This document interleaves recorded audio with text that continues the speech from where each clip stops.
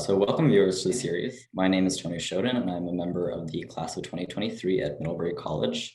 And I would like to introduce this episode's guest speaker. Hi, everybody. I'm Alex Newhouse. I am the research lead at the Center on Terrorism, Extremism and Counterterrorism at the Middlebury Institute of International Studies. I am also an alum of Middlebury College, class of 2017, and an alum of the Middlebury Institute, graduated in December 2018 from there. Thank you for joining us. Yeah, thanks for having me. All right, so this series explores a number of different professional areas. So could you start out by just telling us a little bit about your organization and what the current and future landscape looks like? Sure, yeah. So CTEC, the Center on Terrorism, Extremism and Counterterrorism, is a pretty new research center at MIIS. It is the sort of younger sibling of the Center for Nonproliferation Studies. We were created in the fall of 2018, specifically to do bleeding edge research on extremism and terrorism related issues. I've been working for the center in one capacity or another since the fall of 2018. And I have a particular interest and specialization in the intersection of extremism and terrorism with the internet and technology. I'm a data analyst by both self-training mostly, but also a little bit of formal education as well. So I am particularly interested with the ways that, extremism and terrorism studies professionals can actually use, large-scale data collection and analysis and technology to understand, track, analyze, and hopefully prevent terrorism and extremism. Because CTEC is based in Monterey, we are extremely close to Silicon Valley, and so we have pretty close relationships with a variety of tech companies up in Silicon Valley. We have had a partnership with OpenAI, which is a artificial intelligence research company based out of San Francisco. We've helped them do threat modeling on their artificial intelligence work. We also have partnerships with other tech companies to do social media investigations. So CTEC really fits in, and we've tried to position ourselves in such a way that we fit in with the burgeoning field of counterterrorism and counter-extremism work in Silicon Valley and tech and the tech industry more broadly.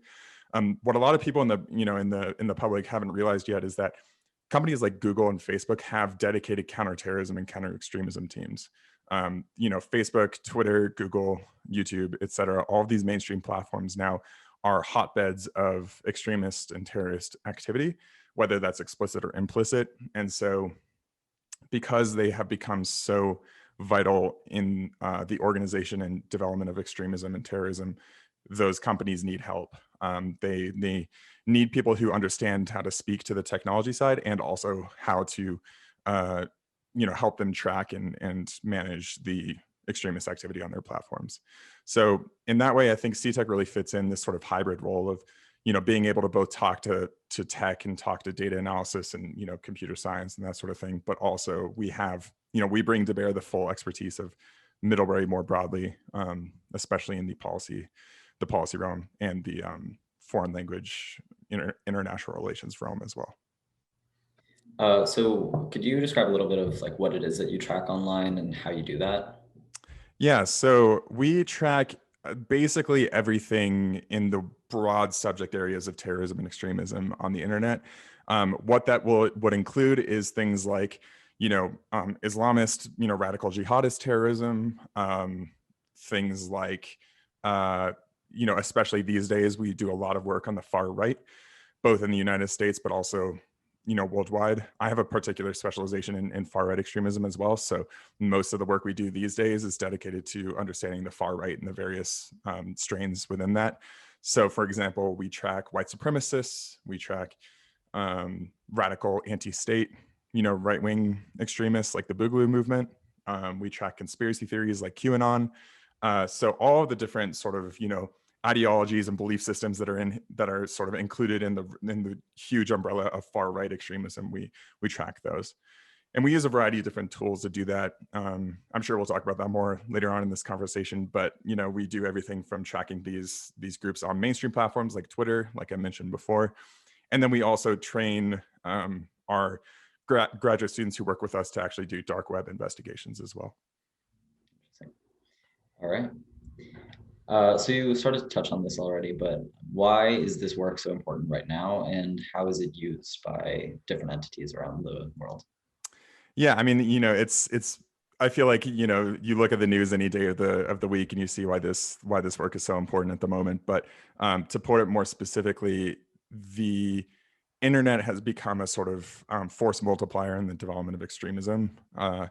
And it has given extremists and terrorists the capacity to organize across national boundaries and across cultures in a way that they've never had been able to before the advent of the internet. So when we track these things, we have an eye towards that. We have an eye towards seeing how they, like we for example, to give a specific example, we look at radical white supremacist revolutionaries on Telegram, for instance. One of the things we keep an eye out for is the ways that they repackage and spread propaganda from Ukraine, from Russia, all of these sort of like overlapping cultures that intersect on these platforms. So that is one of the most important reasons why we need to do this. The other thing is the internet is mobilizing people to actually take action in the real world. If you look at, like, for example, the riots on January 6th and the storming of the Capitol building, the people who were involved in that were representative of a wide variety of different belief systems that all sort of either got created on or had audiences built up substantially on the internet. That includes the Proud Boys, QAnon, 3%ers, even some of those hardcore white supremacist revolutionaries, like I mentioned before. So could you talk a little bit about sort of what the biggest challenges you face in this area are? Sure. Yeah, I would say one of the biggest challenges is just that there's so much data out there. There's just so much happening at any one time that it is really difficult, especially for a small research center like ours, to keep a handle on all of it. I at times during monitoring, I'll have like 12 different windows open with like 6 different platforms, and it is incredibly difficult for any one person to actually see the entire scope of what's happening. And as a result of that, it's even harder to do things like zero in on a specific individual or specific group to track how they are doing things, because for the most part, these things are extremely transient, and the lines between like the Proud Boys and the Boogaloo movement are really blurry. So it is hard to keep tabs on what they're doing. The second thing that makes this really challenging is that one of the sort of unique parts about internet extremism, online extremism, is that it is just focused and dependent on these shared identity markers, this shared in-group language that is so impenetrable to people who are outside of that community. So it takes hours upon hours for us to just get up to the level of knowledge where we understand the weird pieces of slang and the weird memes and references that these groups are using, to the point that we can actually, say definitively, like, this is a Proud Boy group, this is a white supremacist revolutionary group, that sort of thing. Yeah. And then as soon as we get, a handle on one meme or one set of slang, there's another, set coming down the pipe. It's constantly evolving. There's this arms race between us trying to understand them, and they, the extremist and terrorist community is actually continually developing that shared identity. So it's definitely challenging. And then the other challenge I'll say too is that, we come from, like, the Middlebury Institute is a policy school and a language school. There isn't a ton of robust data analysis and technical expertise just yet there. There's definitely working on it, and there are a lot of extremely passionate students and professors there who are trying to improve that. But in the modern day, in the day that we live in right now, it is incredibly imperative for people who do this kind of work to have digital and technical literacy, to be able to take, to do a baseline level of, like, how do you collect data from Twitter and turn it into actionable insight, that sort of thing. It takes a lot of work to learn that sort of thing, but it is really essential to doing this sort of job, and to being able to interact with the tech companies or the journalistic entities that we talk with. And sort of building off of that, what would you say is the most interesting thing about the field? The interesting thing is one of the challenges, which is actually just, this is constantly changing.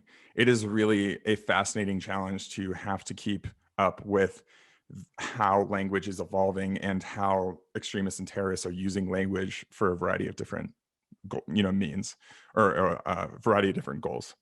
For example, like, one of those goals is just that creation of the shared identity, like I mentioned before. Another one of those goals is they are also in an arms race with tech platforms to avoid getting kicked off.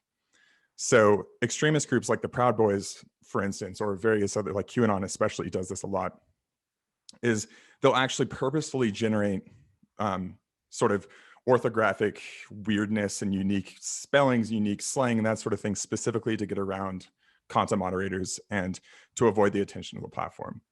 So there will be these like long chains of like, this word refers to this word, which refers to this word, which like 10 years ago actually meant some sort of anti-Semitic slur, right? So you have these like long chains of things that you have to constantly be going and doing research on to understand. But it's really fascinating too. It's like a linguist's, you know, dream to follow this sort of thing and to see how, you know, these groups will purposely and intentionally play with language, both to create that unified identity, but also to as a strategy, as a strategic action to keep themselves alive. So talking more broadly about sort of what your day-to-day life looks like, who would you say you interact with most in sort of the work that you do, whether that be sort of the outside entities that you were talking about, like Facebook, Google, coworkers in non-tech roles, anything like that? We always have a good number of both undergrads and graduate students working with us. And so a lot of my job is actually mentoring those students and making sure that they are able to do the sort of data analysis work that we require of them. They understand how the linguistic study works, that sort of thing. After that, we do a lot of collaboration closely with our private industry partners, our tech partners. Some of whom I can't talk about specifically, but we have very close relationships with them because of the way that things in this field are moving. You know, things change so fast that we have to constantly have open avenues of dialogue with them. And then after that, we have really close relationships with professors at both the Middlebury Institute and Middlebury College. We do a lot of, you know, work in collaboration with them on a variety of different topics. And, you know, having been a Middlebury student only, you know, 4 years ago myself, I still have close friendships with a lot of them as well. And then finally, we are talking with journalists constantly, especially lately because of current events. So we have positioned CTEC as, you know, trying to be a force for helping the public understand what's going on and to put things into context. And so as a result of that, we talk with journalists a lot about the different issues that we're tracking. What would you say is like a normal daily experience for you at work? Let's see. So my days involve a couple hours each day of just monitoring social media. So I will have Telegram, Twitter, Facebook, and then a variety of different open source intelligence tools up on my computer, just monitoring stuff. And part of that is literally just watching tweets and stuff go by from accounts that I know are suspect. Some of it will also be like actually doing sort of data analysis work, collecting data and turning it into something. Like I'll do, for example, like you know, maybe once or twice a week, I'll actually build networks, social network visualizations out of the data that I collect to try to understand better how like a certain hashtag is trending on Twitter or a certain link is being shared on Facebook, that sort of thing. So social media monitoring, especially for my current role at CTEC, is incredibly essential and is something I do every single day. And it is also essential, having talked with people who've worked in the sort of my, you know, the equivalent of my position at tech companies and that sort of thing. Social media monitoring is a daily sort of task for everyone in this field, regardless of where you work. All right, great. And what would you say the future of your field looks like, whether that be new and evolving technologies or new challenges that you're anticipating? Yeah, I think I hinted at this in a previous answer, but I think where this field is going is it's going to require everyone who is an extremism studies person or extremism researcher or a counter extremism professional to have a, you know, a pretty good proficiency in data analysis and coding. It really is important to be able to do this sort of thing yourself. And I think we're sort of beyond the time where counterterrorism, counter extremism professionals could get away with only doing qualitative work. At some places, like, you know, at big companies, you will probably people have data science teams doing a lot of the work for them. But even then, it's important to understand what those data scientists are doing. And so I think over time, we're going to see more and more extremism researchers and start to become data scientists and data analysts themselves. And sort of a adjacent to that, a sort of corresponding trend I think is going to happen too, is we're going to see a lot more integration of emerging technologies in this field. So like, you know, counter extremism professionals are still really early on in incorporating things like machine learning and artificial intelligence into their work. We are going to get to the point where I think that'll be essential to what we do, even at a small center like ours. And we've already started dabbling in that sort of thing. We've already started trying to set up things like, you know, deep learning models that detect extremist content in the data that we collect, but it's still in the really early stages. But I think over time, that'll become more and more vital. So at Middlebury, you majored in political science and English, is that correct? Yes. Yep. I got a joint major in political science and English, which was a fun and weird experience itself. Yeah. So tell us sort of where you went from there. Yeah, so I have a pretty weird path to where I am now. When I was at Middlebury College, I actually interned all 3 summers at GameSpot, which is a video game website, and then freelanced for them a little bit after I graduated as well. So I sort of got my professional start actually as a journalist writing about video games. But you know, that actually had an impact on me. I was working there during Gamergate, which was this pretty big event in the video game industry that sort of spilled over into mainstream news and mainstream public, where a group of aggrieved, primarily white men who were video games fans, on a series of trumped up charges, decided to start coordinating harassment campaigns against women developers and women journalists. And some of my good friends at that were actually caught in the crossfire there and received a lot of harassment as a result of Gamergate. Gamergate also produced a number of pretty significant far-right influencers who would go on to affect the landscape of far-right extremism, including people like Milo Yiannopoulos, who, you know, definitely he got us started Gamergate and then went on to be a huge Breitbart contributor and then eventually just a right-wing provocateur. So that's a long story to essentially say that my experience in the video game industry actually sort of sparked my interest in far-right extremism, weirdly enough.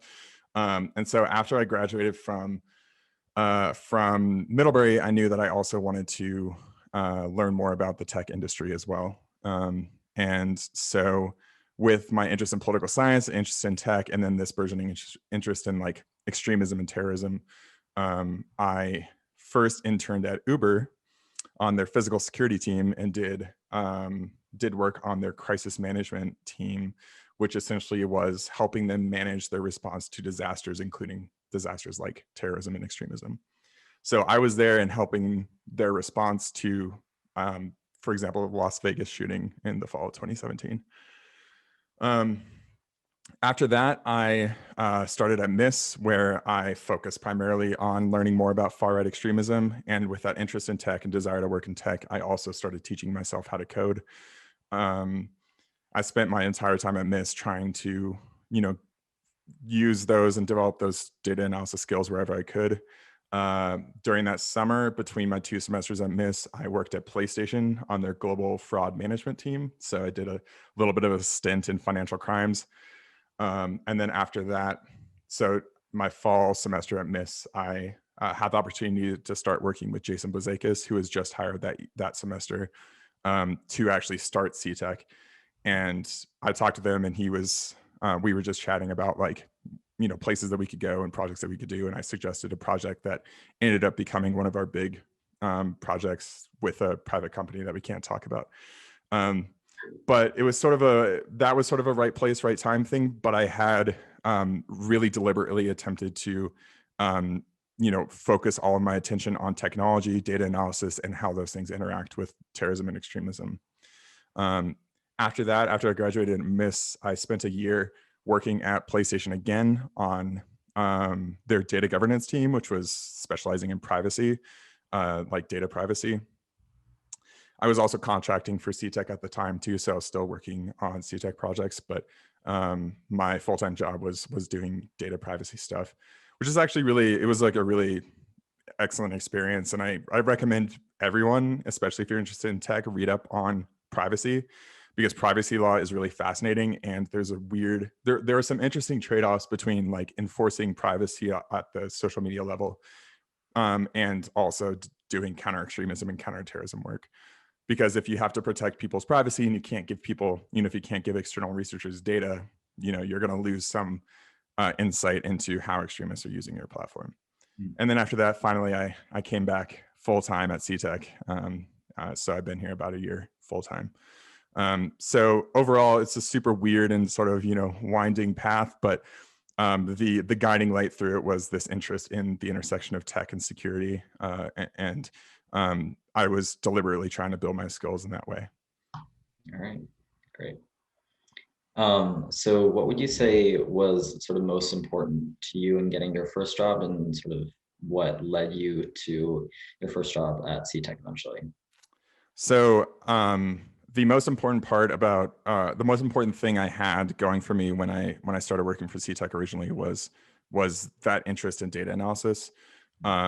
I seriously, like, I know I've been hitting this a lot. I've been emphasizing this a lot, but seriously, even getting a baseline understanding of like, how do you get data from Twitter into Python? How do you make a visualization? That sort of thing. Like really stuff that you could learn in a few hours, even if you come to it not knowing any coding at all. Those things will give you a massive leg up and will just open doors for you throughout the industry, throughout the tech industry, and throughout the sort of extremism research industry more broadly. So having that interest meant that I could go to Jason Bouzakis and say, hey, like, I'm willing to build this prototype of this tech platform, this data analysis platform for this project.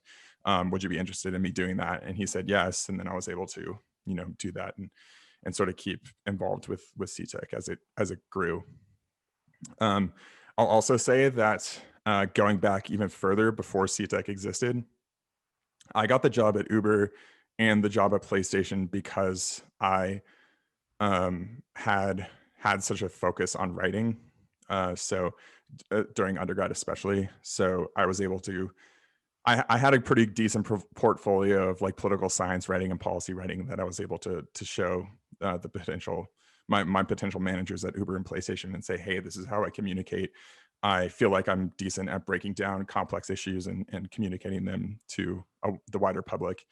And having that focus on that specific thing is really, really important for getting a job, even especially in tech, where breaking down complex issues and communicating it to the public is one of the things that almost everyone has to do at some point. And again, it'll give you a leg up. There isn't a ton of people.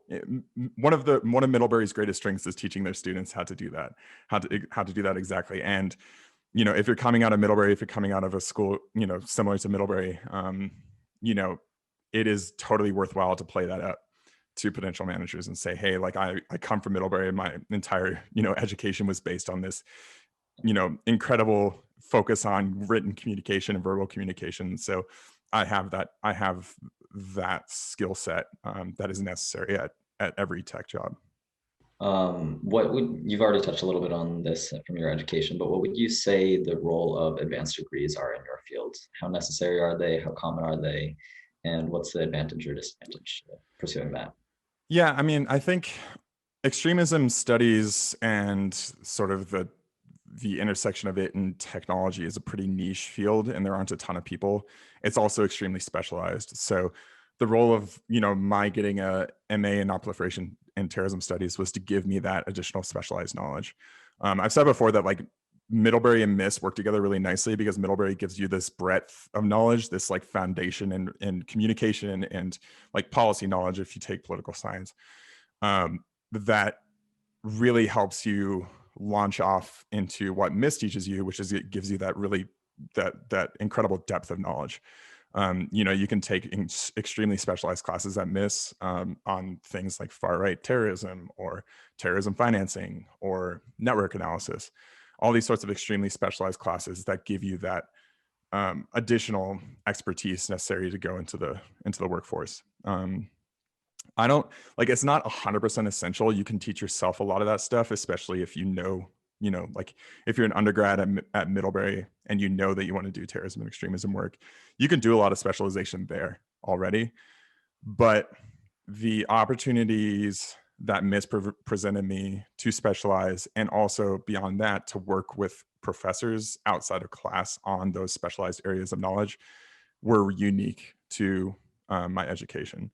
So I think that was the biggest advantage that I got from my master's program was having those opportunities to learn and apply specialized knowledge in the sorts of work that I would be doing after graduation. All right. And you also already touched a little bit on this, but sort of, was your career path typical of how you end up where you are?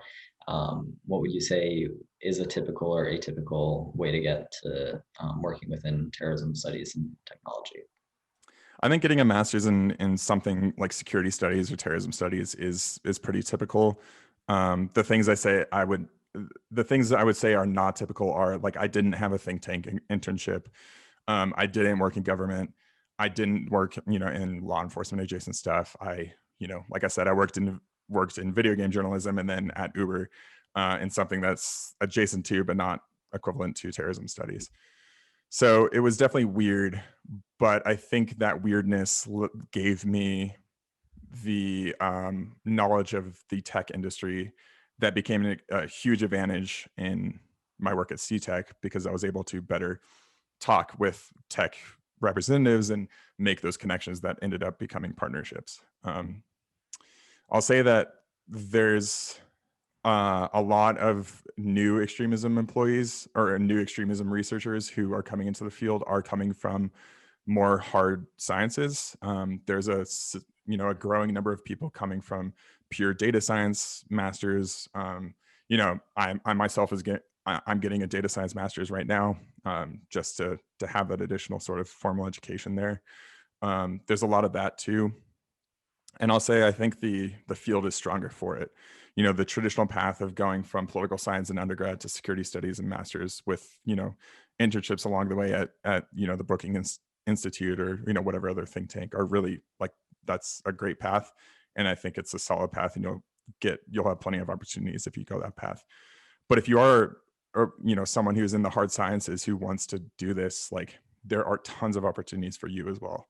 I think, like I said before, there's going to be a growing need for hybrid professionals who can do both the, data science, computer science stuff and speak to the specialized niche knowledge of extremism studies. Thank you so much for sharing those experiences. Lastly, we're going to talk a little bit about sort of what advice you have for current students on how best to prepare themselves for entry into this career or similar ones. But the best advice I ever had is, if you have a narrow interest and you have, let's say, even like a project in mind, having something to work towards, it makes it so much easier to develop those skills than just, say, like watching Codecademy tutorials for hours on end. You just won't get the same level of understanding out of that as you will if you have that sort of narrow focus and that idea of a project to work towards. So I think those are my big pieces of advice. The other pieces of advice are, don't be afraid to reach out to people at a job that you're interested in. I get students from Middlebury and MIIS and other schools reaching out to me, and I love talking about what I do. People love talking about it. They love talking about themselves in particular. So one of the best pieces of advice is ask people just what their experiences are and what they like about their jobs, and see if they'll hop on a Zoom call with you. And it doesn't have to be like, I wouldn't suggest explicitly asking for a job, but simply opening those avenues of communication and just asking people about themselves will lead to job opportunities almost certainly. Like, it's all of my jobs were essentially a result of that, of just asking people what they do. For you, thank you once again for working with us and helping prepare students for their first career explorations. In closing, I also want to encourage viewers to tune in to get career perspectives and advice from a number of people in a broad variety of organizations in our other episodes in the series. And I also want to encourage you to watch the other MIDDVantage series, which can be accessed through the events and programs tab on the CCI website. Thank you again for watching.